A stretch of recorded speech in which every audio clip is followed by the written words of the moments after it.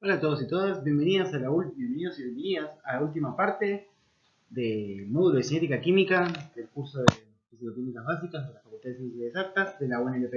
Sí, en este último tramo vamos a charlar un poco sobre catálisis enzimática, esto es, estudiar reacciones en las cuales la presencia y colaboración de una enzima ¿sí? Produce el aumento sustancial de la velocidad de reacción, ¿sí?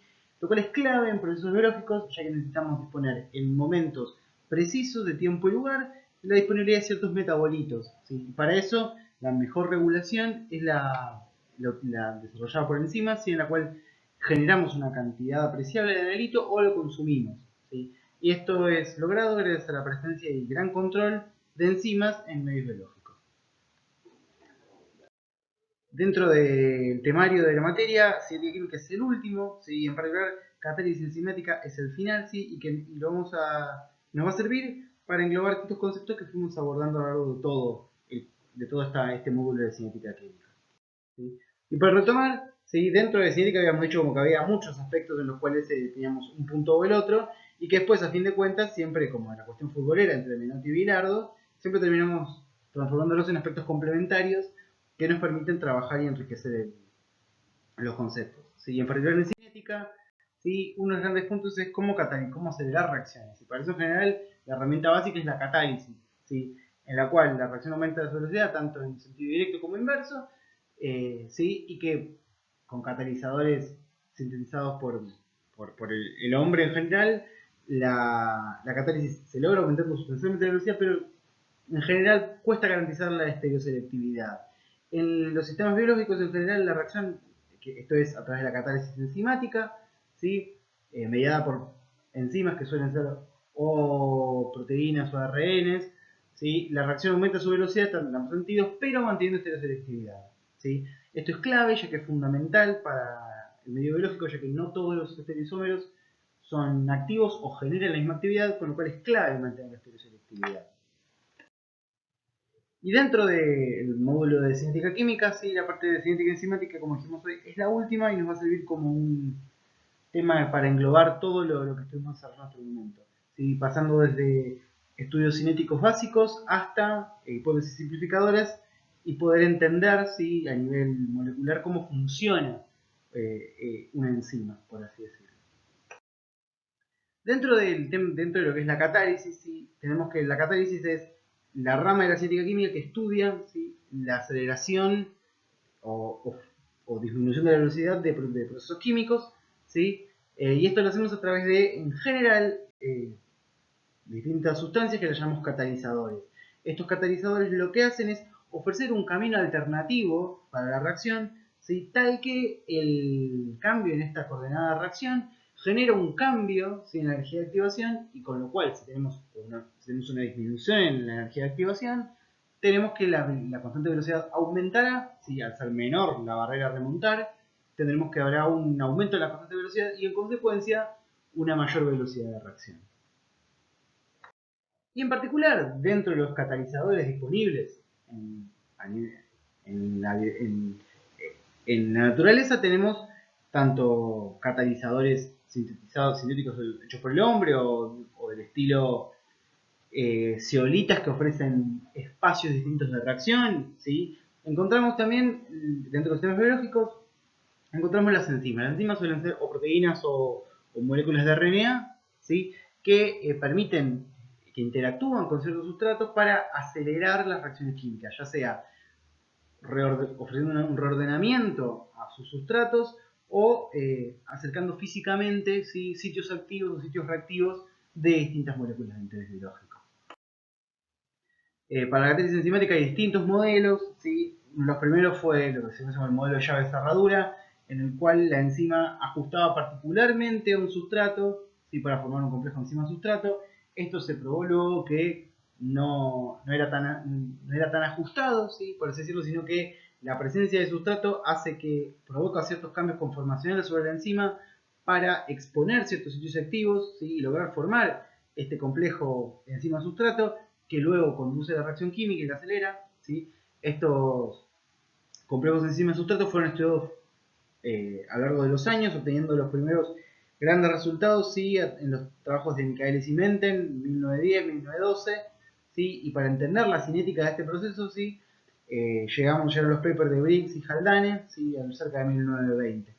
Y por estos papers en general se dedicaban a estudiar enzimas simples, las cuales no presentaban, por así decirlo, regulación, en las cuales hubiéramos mejorado su actividad catalítica o disminuido su actividad catalítica. Para eso surgieron los modelos de alosterismo y cooperatividad, ¿sí? Introducidos por Monod, Wyman y Changeau en el 65, ¿sí? Que son modelos bastante más eh, sofisticados, pero que a fin de cuentas siguen apoyándose en la idea de que la enzima va a interactuar tanto con el sustrato o con activadores e inhibidores alostéricos, ¿sí? A través de distintos sitios específicos que hacen que la velocidad de reacción se vea alterada en un sentido o en el otro. Y actualmente el modelo de la cooperatividad es el modelo que domina el comportamiento, de los más ampliamente usados para entender el funcionamiento de enzimas, en las cuales, si bien en este curso no lo vamos a estudiar, es de bastante utilidad en bioquímica.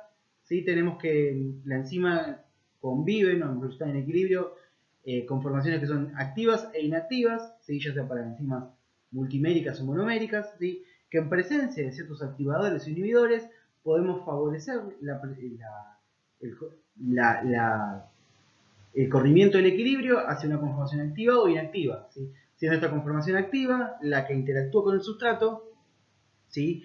Y que a su vez es la que finalmente da lugar a la catálisis, la reacción que nos interesa, ¿sí? El hecho de la existencia de activadores e inhibidores alostéricos nos habla de la presencia de múltiples sitios de unión a distintos ligandos, y estos ligandos pueden ser sustratos, activadores, inhibidores, ¿sí?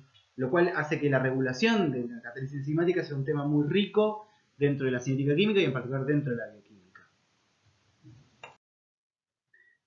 Dentro de la catálisis enzimática, una de las principales herramientas que se utiliza es el modelo de las velocidades iniciales, para comprender tanto la formación del consumo de sustrato como la formación de producto para distintas concentraciones de enzima, ¿sí? El método de las velocidades iniciales, como hemos dicho al principio, en las primeras clases del tema, ¿sí? De cinética química, habíamos dicho que era la velocidad que obteníamos a condiciones de tiempo muy cercano a cero, tal que los valores que nos van a interesar, ¿sí? Para caracterizar esta velocidad inicial son los valores de concentración de sustrato a tiempo cero y concentración de productos a tiempo cero, ¿sí? Y también, en el caso de la presencia de un catalizador como una enzima, va a ser más importante la cantidad de enzima que colocamos, ya que a mayor cantidad de enzima puede ser esperable que tengamos un efecto en la velocidad de reacción.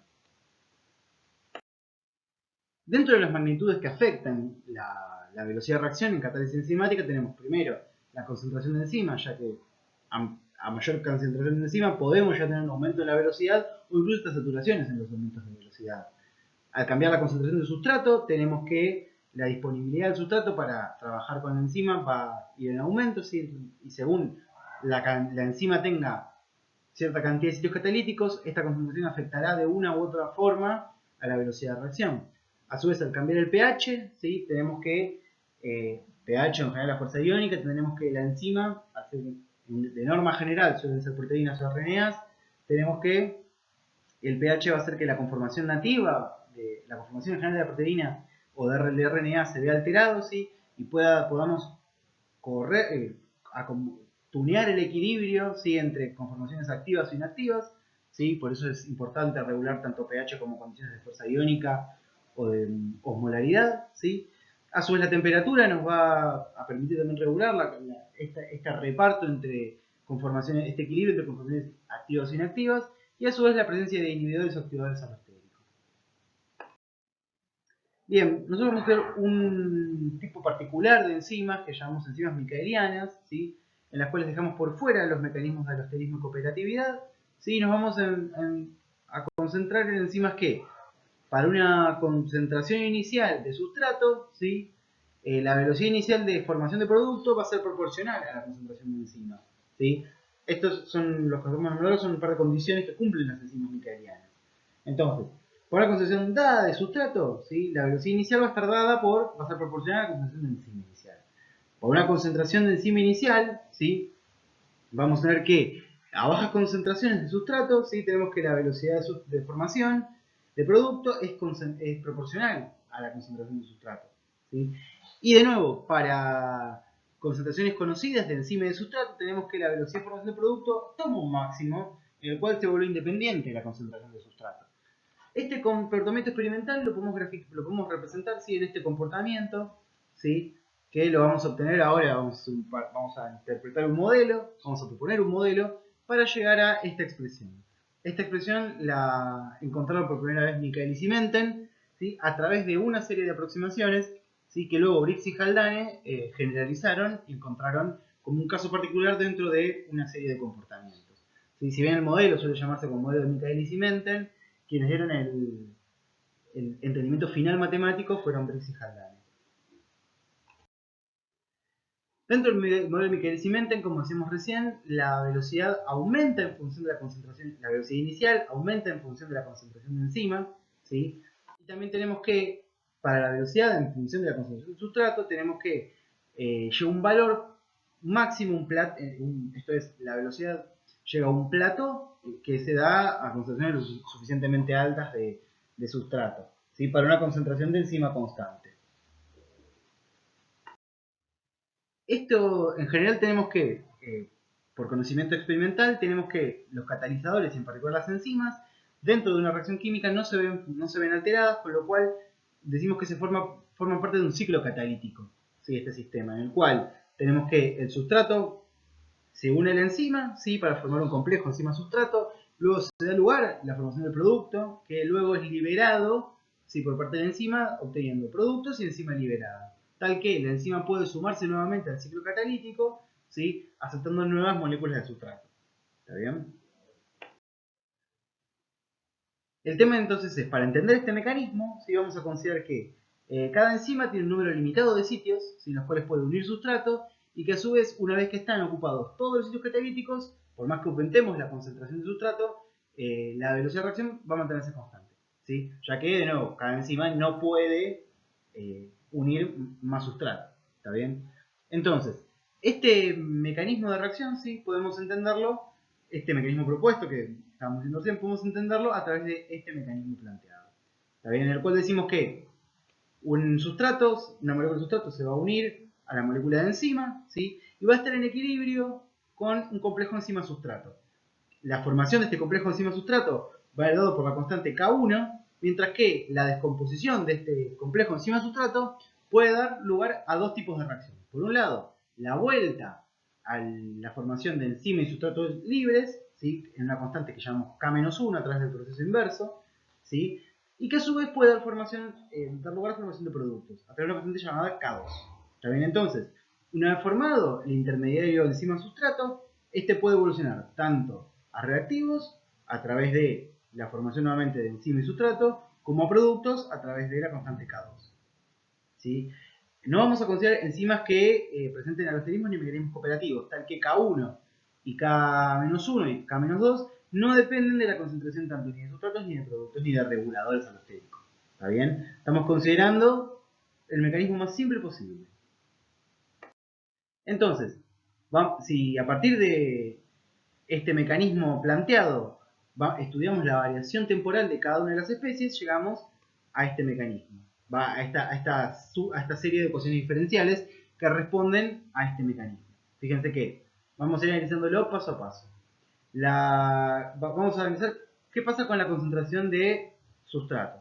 Vemos que el sustrato lo consumimos a través de la reacción de la etapa 1, ¿sí?, en la cual tenemos que el sustrato va a desaparecer, ¿sí?, a través de la ecuación para la etapa elemental 1, ¿sí?, que vamos a tener que desaparece a través de K-1 por la concentración de enzima por la concentración de sustrato. Esto es esta primera etapa elemental, ¿sí?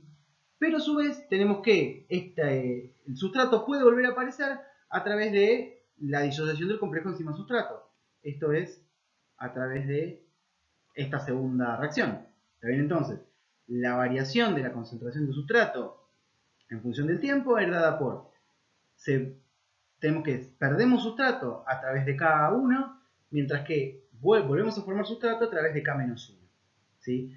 En el caso ahora de qué pasa con la enzima, bueno, tenemos que perdemos enzima de nuevo a través de K1, como pasa con sustrato, ¿sí? Pero volvemos a recuperar la enzima libre a través de la esto es, la reacción de este aducto enzima-sustrato, ya sea para volver enzima y sustratos libres o para formar enzima y producto. ¿Sí? Fíjense que tenemos, entonces, que tenemos que, por un lado, perdemos enzima a través del camino de K1, ¿sí? Con lo cual la velocidad de desaparición va a ser K1 por la concentración de enzima por la concentración de sustrato, mientras que aparece, ¿sí?, enzima nuevamente a través de K-1 y K2. ¿Sí? Con lo cual tenemos que la velocidad de aparición va a ser K-1 más K2 multiplicado por la concentración del complejo enzima-sustrato. De nuevo, para el complejo enzima-sustrato, ¿sí?, tenemos que se va a formar a través de K1 por la concentración de la enzima por concentración del sustrato, ¿sí? Mientras que va a desaparecer por K-1 por la concentración de enzima y sustrato y por K2 por la concentración de enzima sustrato, de complejo enzima sustrato. ¿Sí? Fíjense que está dada por este término. ¿Sí? Por último, la formación de productos va a ir dada por, de nuevo, por la constante K2 por la concentración del aducto de enzima sustrato. ¿Sí? Y a su vez tenemos que garantizar que, por balance de materia, la concentración total de enzima sea igual a la que tenemos de enzima libre más enzima formando el aducto enzima sustrato. Fíjense que este sistema de ecuaciones es bastante complejo y lo que nos sucede es que no presenta una solución analítica. Entonces, para poder entenderlo, o mejor dicho, para poder encontrar expresiones útiles, es necesario, por un lado, hacer simulaciones numéricas o utilizar hipótesis que simplifiquen. ¿Sí? En físico-química, como vimos en la clase en el video anterior de cinética química, utilizamos fundamentalmente dos hipótesis que nos simplifican el trabajo en cinética. Por uno es la hipótesis del preequilibrio y el segundo es la hipótesis del estado estacionario. Dentro de la hipótesis del preequilibrio vamos a establecer lo que fue la hipótesis original de Michaelis y Menten, ¿sí? En la cual decimos que la primera parte del mecanismo, esto es el equilibrio, este preequilibrio, ¿sí?, se da mucho más rápido que el segundo paso. ¿Está bien? Entonces tenemos que la etapa limitante de la velocidad va a ser el segundo paso de la reacción, ¿sí? Con lo cual la formación, una vez que formemos, ¿sí?, enzima sustrato, ¿sí?, tenemos que la enzima sustrato que tengamos, una fracción va a dar productos y una fracción va a volver hacia atrás y vamos a obtener sustrato libre. ¿Sí? Fíjense que tenemos, si esta condición está en equilibrio y esta es la segunda, si tenemos que estar en esta etapa elemental, vamos a necesitar para obtener la concentración de productos, conocer la concentración de enzima sustrato. ¿Sí? De nuevo, si decimos que la primera parte del mecanismo se establece mucho más rápido que la segunda, tenemos que la velocidad de descomposición de la enzima sustrato del complejo enzima sustrato hacia reactivos va a ser mucho más rápido que la formación de productos. Esto es parte importante de la suposición de Michaelis-Menten. Entonces, teniendo en cuenta esta condición, decimos, bueno, la constante de equilibrio para la formación del complejo enzima sustrato, ¿sí?, va a venir dada por la constante Km, ¿sí?, de Michaelis-Menten, que tenemos que va a estar dada por la constante de disociación, ¿sí?, del complejo. Entonces tenemos que productos van a ser las concentraciones de enzima y de sustrato sobre la concentración del complejo enzima-sustrato. ¿Sí? Y a su vez la concentración de enzima libre la podemos expresar en términos de la concentración inicial, ¿sí?, y de la concentración del aducto enzima-sustrato. Reemplazando esto, ¿sí?, podemos obtener que la concentración del enzima-sustrato viene dada por esta ecuación. ¿Sí? Y recordando que la velocidad de formación de productos viene dado por K2 por la concentración de enzima sustrato, tenemos que la velocidad del proceso, ¿sí?, va a venir dada por esta expresión, que es la que conocemos como ecuación de Michaelis-Menten. Fíjense acá definimos la velocidad máxima como al producto K2 por la concentración total de enzima. ¿Sí? Esto sería equivalente a que toda la enzima que coloquemos esté formando el aducto enzima-sustrato, ¿sí?, con lo cual directamente tendríamos que la totalidad de la enzima multiplicado por K2 es el máximo de velocidad que podemos tener. ¿Está bien? Fíjense que, además, no solo podemos aplicar la hipótesis del preequilibrio, sino que podemos utilizar la hipótesis del estado estacionario. Sobre el mismo mecanismo de reacción, lo que podemos decir es que la velocidad para la descomposición del aducto enzima sustrato, podemos decir que tanto a productos como tanto a sustrato de enzima libre como a producto de enzima libre, la velocidad de ambos pasos es comparable, ¿sí? Con lo cual lo que podemos plantear es que la variación en el tiempo, ¿sí?, del intermediario enzima sustrato, esto es del aducto enzima sustrato, va a ser igual a cero, tal que la velocidad de formación sea igual a la velocidad de desaparición de este aducto. ¿Está bien? De nuevo, asumiendo válidas las condiciones de la hipótesis estacionaria, esto es que pasó el tiempo suficiente tal que el periodo de inducción de la reacción ya fue superado, ¿sí? Podemos tener una expresión para la concentración estacionaria del intermediario, perdón, del aducto enzima sustrato, ¿sí?, tal que utilizando, planteando las ecuaciones para nuestro mecanismo, ¿sí?, las ecuaciones diferenciales correspondientes, decimos, bueno, bajo la hipótesis del estado estacionario tenemos que este paso, ¿sí?, va a ser igual a cero, ¿sí?, tal que la concentración del aducto enzima sustrato en función del tiempo varía, es muy pequeñita, ¿sí?, con lo cual la variación del tiempo es cercana a cero, ¿sí? Esto es, la velocidad de consumo es la misma que la velocidad de generación, ¿sí? Con lo cual, a partir de esto, podemos obtener, ¿sí?, utilizando la aproximación del estado estacionario, ¿sí?, tenemos que la concentración de nuestro aducto enzima sustrato puede expresarse en términos de las constantes de velocidad y la concentración de enzima libre y sustrato, ¿sí? Y a su vez, reemplazando con la concentración de enzima libre utilizando el balance de materia, esto es, considerando la enzima total y a su vez la enzima formando con aductos enzima sustrato, podemos obtener nuevamente una expresión para la concentración del aducto enzima sustrato y reemplazando en la expresión de la velocidad de reacción, ¿sí?, que nos decía que la velocidad de reacción iba a ser igual a K2 por la concentración del aducto enzima sustrato, ¿sí?, tenemos que, expresando esto, obtenemos una nueva expresión para esta velocidad, ¿sí?, la cual es comparable con la expresión de Michaelis-Menten, ¿sí? La diferencia, ¿sí?, entre lo que obtenemos a través de la hipótesis del preequilibrio y la hipótesis del estado estacionario va a ser las expresiones que toman la velocidad máxima y la constante de Michaelis-Menten. Fíjese que en ambos casos tenemos que la expresión que obtenemos es muy similar. La diferencia va a ser qué interpretamos para la constante de Michaelis-Menten. Teniendo en cuenta la expresión de Michaelis-Menten, que esto es, asumiendo una condición de preequilibrio, ¿sí?, tenemos que esa constante Km va a ser igual a K-1 sobre K1. Esto es, nos da directamente la constante de equilibrio para la disociación del complejo enzima sustrato. Mientras que, en el caso del estado estacionario, estamos comparando, ¿sí?, la velocidad de desaparición del complejo enzima sustrato con respecto a la velocidad de formación. ¿Sí? Fíjense que el caso del preequilibrio es una condición particular que el caso estacionario. En el caso general, ¿sí?, para que se reduzca el caso estacionario al caso del equilibrio, del preequilibrio bajo la solución de Michaelis-Menten, necesitamos que K-1, esto es la constante para el retorno del aducto enzima sustrato a enzima libre y sustrato libre, necesitamos que esa constante K-1 sea mucho mayor que K2, ¿sí?, que es la deformación de productos. Bajo esa condición, ambas suposiciones nos llevan al mismo resultado. Entonces, esta constante Km nos da, que es clave en el modelo de Michaelis-Menten, nos da información sobre distintas cosas relacionadas al sistema enzima-sustrato. Por un lado nos da información sobre la disociación del complejo enzima-sustrato, ¿sí?, como dijimos recién, en condiciones de preequilibrio rápido.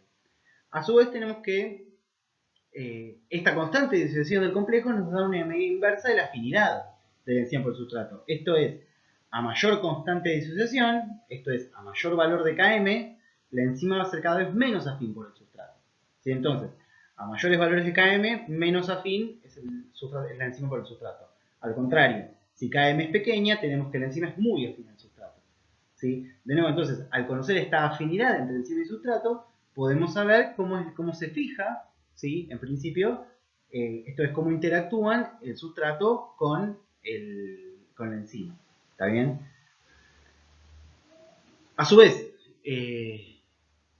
conociendo la constante de Michaelis-Menten, podemos obtener información sobre el valor de concentración de sustrato, a partir de la cual la velocidad se hace la mitad de la máxima, ¿sí? Este es un caso particular, ¿sí? Pero en general los valores que más nos, mejor dicho, los dos aplicaciones rápidas de KM vamos a pensarlas por un lado en el equilibrio de disociación del complejo enzima-sustrato y en la afinidad enzima-sustrato.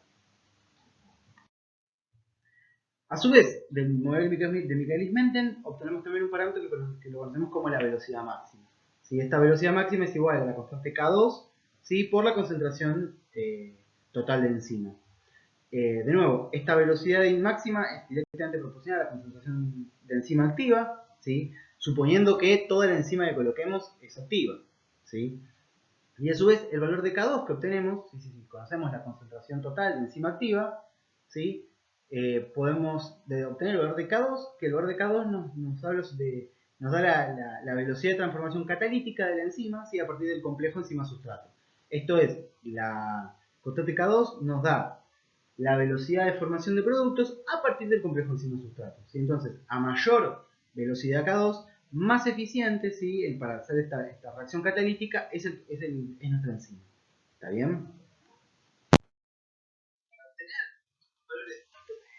La velocidad máxima como de Km suele haber distintas representaciones lineales y hay varios tipos. Hay dos que son las más extendidas. Por un lado es la representación directa, que obtenemos este comportamiento asintótico para enzimas micaelianas, ¿sí? De la cual tenemos que, para cuando tenemos la velocidad es la mitad de la máxima, podemos tener Km, ¿sí? Y a su vez, a partir del comportamiento asintótico, obtenemos la velocidad máxima. Y la otra representación que suele encontrarse, que es la de las inversas, ¿sí? Se conoce como relación doble recíproca, ¿sí? En la cual graficamos 1 sobre la velocidad en función de 1 sobre la concentración de sustrato. Que de la ordenada al origen obtenemos 1 sobre la velocidad máxima y de la pendiente podemos tener la constante de Michaelis-Menten. Fíjense que a partir de representaciones lineales simples podemos tener información súper importante de un complejo enzima-sustrato. Los complejos enzima-sustrato son de fundamental importancia en bioquímica, ya que las enzimas son claves en la regulación tanto espacial como temporal de los procesos bioquímicos, ¿sí? A nivel biológico, con lo cual entender el comportamiento de una enzima frente a diversos sustratos es clave para entender la bioquímica de la misma. Entonces, ¿qué nos llevamos de esta última clasecita de cinética enzimática? Aprendimos que la cadena enzimática es clave en procesos biológicos, ¿sí? Y que nos permite dirigir los procesos a partir de la disponibilidad de metabolitos en ciertos momentos específicos, tanto temporal como espacialmente a lo largo de la célula. Que el comportamiento básico de la cinética enzimática lo podemos entender a partir de un modelo simple como es el modelo de Michaelis-Menten, y que a su vez el modelo de Michaelis-Menten nos abre la puerta a la existencia de distintos mecanismos de regulación enzimática como pueden ser la cooperatividad o el alosterismo, ¿sí? Para esto sería importante considerar no solo la cinética de Michaelis-Menten, sino comenzar a pensar en la existencia en equilibrio de distintas conformaciones de enzimas, las cuales se ven alteradas por la presencia de distintos inhibidores o reguladores catalíticos, ¿sí? Entonces, dicho esto, lo único que nos queda es repasar, es realizar ejercicios y juntos prepararnos para el examen que se nos viene. Así que los dejamos para seguir realizando ejercicios de cinética química y los esperamos con sus consultas y dudas para la clase sincrónica de esta semana. Les mandamos un abrazo muy grande y nos estamos viendo pronto. Hasta luego.